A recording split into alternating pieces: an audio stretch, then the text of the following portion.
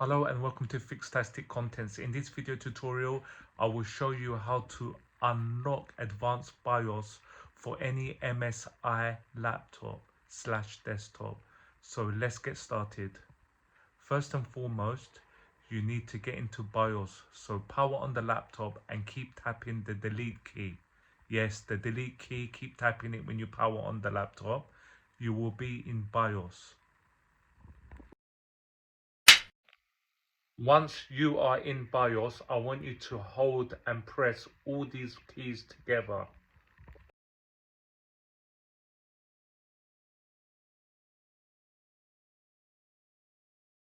If this solution doesn't work, then try this way.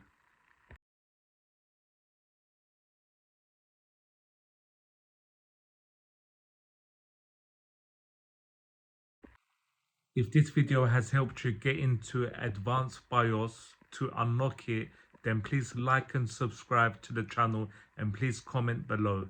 Thank you very much. I will catch you in the next video. Peace.